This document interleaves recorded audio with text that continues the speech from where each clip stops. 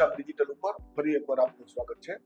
દર અઠવાડિયે આપણે શેર બજારની સમીક્ષા કરવા માટે મળીએ છીએ અને WD ગેઇનની થિયરીના આધારે આપણે બજારનું ભવિષ્ય પણ ખોળવાનો પ્રયત્ન કરીએ છીએ. હવે ગયા અઠવાડિયે આપણે જે ચર્ચા કરી હતી એ મુજબ રવિવારનો દિવસ એટલે કે 2 ઓગસ્ટનો દિવસ આપણા માટે ટાઈમ સાયકલ ઉપર એક પ્રેશર ડે બનતો હતો, જેના હિસાબે રવિવારે બજાર બંધ હોય એટલે આપણા માટે સોમવારનો દિવસ ગયા અઠવાડિયે બંધ હતો. સોમવારના દિવસે માર્કેટે જે કંઈ પણ ચાલ બનાવી, જે કંઈ પણ રેન્જ બનાવી, એ રેન્જ જે બાજુ બ્રેકઆઉટ થશે એ બાજુ માર્કેટનો પ્રવાહ રહેશે એ આપણી ધારણા હતી.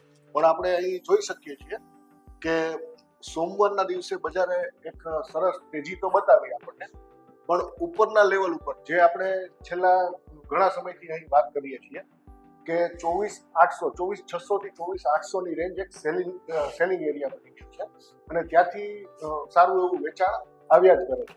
નિફ્ટીની આપણે અહીં વાત કરીએ છીએ અને એવી જ રીતે નીચે 23,800 એટલે કે હવે આખી એક રેન્જ છે એ 1000 પોઈન્ટની થઈ ગઈ છે. ઉપર 24,800 અને નીચે 23,800. આ બંનેની વચ્ચે માર્કેટ છેલ્લા ઘણા ટાઈમથી પટકાતી રહે છે. આ વખતે એવું થયું છે કે બજારે 24,500ની ઉપર સસ્ટેન કર્યું છે અને ઉપર તો 24,800ની નજીક જ્યારે ગઈ ત્યારે બજારમાં વેચવાલી દેખાણી ચોક્કસ, પણ 24,500ને તેજીના ખેલાડીઓએ હજી સુધી બચાવી રાખેલો છે.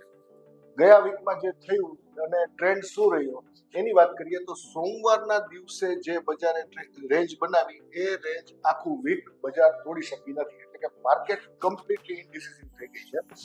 અને એમાં પણ ખૂબ જ રસપ્રદ કહેવાય એવી વાત એ બની છે કે આ ડેઇલી ચાર્ટ તો આપણને જેમ વીક પસાર થયું એમ થોડી નબળાઈ બતાવતું રહ્યું, પણ વીકલી ચાર્ટ ઉપર બજારે ઇનડિસિઝિવનેસ એટલી જોરદાર બતાવી છે કે આખા વીકમાં માર્કેટ ફક્ત 2 પોઈન્ટ ચાલ્યું છે. હવે આપણે જો આ ચાર્ટને વીકલી ચાર્ટ પર મૂકીએ અને જોઈએ કે કેવી કેન્ડલ ફોર્મ થઈ છે તો ટોપ ઉપર જઈને માર્કેટે એક બરાબર ડોજી કેન્ડલ બનાવી છે. આ ડોજી કેન્ડલ આપણને રિવર્સલનો સંકેત આપે છે. માર્કેટ 24,500ની ઉપર 100% ટકી ગયું છે, પણ બજારે ઉપરના લેવલે સસ્ટેન કરેલું નથી અને અહીંથી બજાર નીચે આવી શકે છે ફરીથી, એવું આ કેન્ડલ આપણને હાલના તબક્કે કહે છે. આટલી આપણી ગયા અઠવાડિયાની વાત કરી લીધા પછી હવે માર્કેટમાં આવનારા અઠવાડિયાની વાત કરીએ તો આપણા માટે બુધવાર એટલે કે 12 ઓગસ્ટ ખૂબ જ મહત્વનો દિવસ છે. WD ગેઇને હંમેશા પોતાની જે કોઈ પણ પુસ્તકો લખેલા છે અને ટાઈમ સાયકલ જ્યાં પણ વાત કરેલી છે, જ્યાં એમણે એસ્ટ્રોલોજીની વાત કરેલી છે, ત્યાં એમણે સૂર્યગ્રહણને કોઈ પણ માર્કેટ માટે ખૂબ જ મહત્વના ગણાવ્યા છે. આ 12 ઓગસ્ટે એક સૂર્યગ્રહણ આવ્યું છે, એટલે કે 12મી ઓગસ્ટે માર્કેટ જે રેન્જ બનાવશે એને આપણે આપણો પ્રેશર ડે હોય એવી રીતે ટ્રીટ કરશું અને એ રેન્જ જે બાજુ હવે બ્રેકઆઉટ કે બ્રેકડાઉન થશે એ બાજુ માર્કેટનો ટ્રેન્ડ રહેશે એવી આપણે ધારણા બાંધીને આ વીકમાં કામ કરવાનું રહેશે. હવે સૂર્યગ્રહણ વીકના બરાબર વચ્ચેના દિવસે આવશે, એટલે કે 2 દિવસ બજાર વોલેટાઇલ રહેશે અને ત્યાર પછી સૂર્યગ્રહણ પછીના દિવસથી માર્કેટમાં કોઈ પણ એક ટ્રેન્ડ આવી શકે છે એવું ધારીને આપણે આગળ વધવાનું રહેશે. હવે આપણે દર અઠવાડિયે કોઈ પણ એક મેથડ આપણે WD ગેઇનથી શીખીએ છીએ, જે વિડીયો આપણે અલગથી બનાવીએ છીએ, પણ આ વખતે આપણે અલગ બનાવવાના બદલે આપણે જે વાત કરવી છે સૂર્યગ્રહણ ઉપર જ વાત કરી લઈએ. તો સૂર્યગ્રહણના દિવસે માર્કેટમાં ઘણી વખત, એટલે ફક્ત ઇન્ડિયન માર્કેટની વાત નથી, દુનિયાના તમામ બજારોમાં સૂર્યગ્રહણ ઉપર નાના મોટા ટોપ અને બોટમ બનેલા આપણને વારંવાર જોવા મળે છે. એ આપણે હમણાં બધા બેક ટેસ્ટ કરશું. ગયા અઠવાડિયે જે કોઈ પણ સૂર્યગ્રહણ આવ્યા છે એ આપણે બેક ટેસ્ટ કરી લઈશું નિફ્ટી ઉપર. પણ આ દિવસે માર્કેટમાં જે રેન્જ બને છે એ રેન્જ 1-1.5 વર્ષ સુધી એ રેન્જનો ભાવ છે સપોર્ટ અને રેઝિસ્ટન્સ તરીકે પણ કામ કરતો હોય છે. એટલે કે સૂર્યગ્રહણના દિવસે ટોપ અથવા બોટમ બની જાય એવું ધારવાની આપણને કોઈ અત્યારે જરૂર નથી અને એવી આપણી વાતય નથી કરતી. અત્યારે આપણી વાત એ છે કે એ દિવસે જે કંઈ પણ ભાવ બજાર ફિક્સ કરે છે, જે રેન્જ બનાવે છે, જે હાઈ લગાવે છે, જે બોટમ બનાવે છે, એ દિવસે એ રેન્જ આખી લાંબો સમય સુધી એટલે કે કમસે કમ 2-4 મહિના સુધી એ મહત્વનો સપોર્ટ અને રેઝિસ્ટન્સ બનતા હોય છે. તો સૂર્યગ્રહણે માર્કેટ પર કેવી અસર બતાવેલી છે એ આપણે ગયા વર્ષ ઉપર જરા બેક ટેસ્ટ કરી લઈએ. તો ગયા વર્ષે 29મી માર્ચ 2025ના રોજ સૂર્યગ્રહણ હતું. તો એ દિવસે બજારમાં શું થયું એ આપણે જોવું હોય તો ચાર્ટ ઉપર આપણે 29મી માર્ચ 2025 ઉપર શિફ્ટ થશું.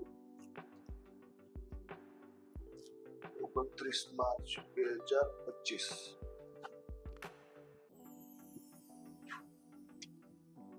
29 માર્ચે માર્કેટમાં રજા હતી અને એના પછીના દિવસે એટલે કે સીધો 1 એપ્રિલ આવતી હતી. 29 માર્ચ 30 માર્ચે પણ 31મીએ પણ રજા હશે, સમાવવામાં સીધી 1 એપ્રિલ આપણને બતાવી છે. પણ 1 એપ્રિલે શું થયું છે બજારમાં એ આપણે જોઈએ તો માર્કેટ જે પટકાતું આવ્યું છે એ ઓલમોસ્ટ બોટમની નજીક એ દિવસ જોવા મળેલો છે. અને આ દિવસનો ભાવ આપણને અહીંયા પણ સપોર્ટ તરીકે કામ કરતો દેખાયેલો છે અને અત્યાર સુધી એ ભાવ આ રેન્જ ઉપર જ છે. જો આ લાઈનને આપણે ખેંચી લઈએ તો આજની તારીખે પણ એ ભાવ મહત્વના સપોર્ટ તરીકે કામ કરેલું દેખાય છે આપણને. બીજી એક તારીખ હતી 21 સપ્ટેમ્બર 2025. હવે 21 સપ્ટેમ્બર 2025 ઉપર આપણે ચાર્ટને લઈ જશું. 21 સપ્ટેમ્બર 2025.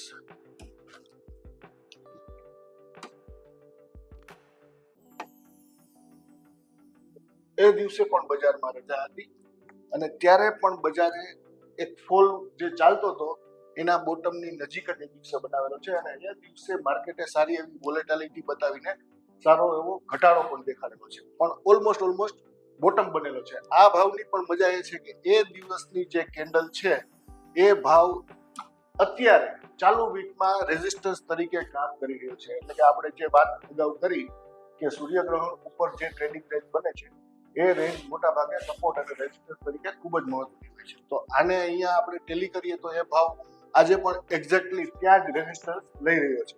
આ સિવાય ચાલુ વર્ષમાં 17 ફેબ્રુઆરી 2026 એક સૂર્યગ્રહણ આવેલું. હવે આપણે એના ઉપર શિફ્ટ થશું. 17 ફેબ્રુઆરીએ જે સૂર્યગ્રહણ આવ્યું એ પછી માર્કેટ આમાં જે કેન્ડલ બતાવે છે 20ની આજુબાજુ બતાવે છે એ કેન્ડલ આ છે. એટલે કે માર્કેટ એ દિવસે પણ ટોપની ખૂબ જ નજીક હતું અને ત્યાંથી માર્કેટે એક સારો એવો ફોલ બતાવેલો છે. અત્યારે જે આગળના સૂર્યગ્રહણના ભાવ ઉપર રેઝિસ્ટન્સ ચાલી રહ્યું છે તો આ કેન્ડલનો ભાવ નેક્સ્ટ રેઝિસ્ટન્સ બનશે અને જે ભાવ આપણે અંદાજે 25,500 એટલે કે માની લ્યો કે 24,800 ની ઉપર બજાર જાય છે તો એને નેક્સ્ટ રેઝિસ્ટન્સ સૂર્યગ્રહણના જે ભાવ છે એ હિસાબે 25,500 એ ફેસ કરવાનો આવશે. એટલે એસ્ટ્રોલોજીકલ જે આવા કોઈ પણ મેજર ઇવેન્ટ બનતા હોય છે એ માર્કેટમાં ઇમ્પેક્ટ બતાવે છે એવું WTK ધારણા છે અને એ ધારણા મુજબ આપણે જોઈએ તો માર્કેટમાં સારા એવા ટોપ અને બોટમ આપણને દેખાયા અને એ ભાવે ભવિષ્યમાં સપોર્ટ અને રેઝિસ્ટન્સ તરીકે પણ ખૂબ જ અસર દેખાડી છે એ આપણે જોઈ ગયા. તો દર્શક મિત્રો, આવી જ WTKની કોઈ પણ એકાદી થિયરી આપણે શીખવા માટે, શેર બજારની સમીક્ષા કરવા માટે અહીં જોડતા રહેશું. તમે અમારા ફીચર ડિજિટલને તમામ પ્લેટફોર્મ ઉપર ફેસબુક, યુટ્યુબ, ઇન્સ્ટાગ્રામ ઉપર લાઇક, શેર અને સબસ્ક્રાઇબ કરતા રહેજો. ધન્યવાદ.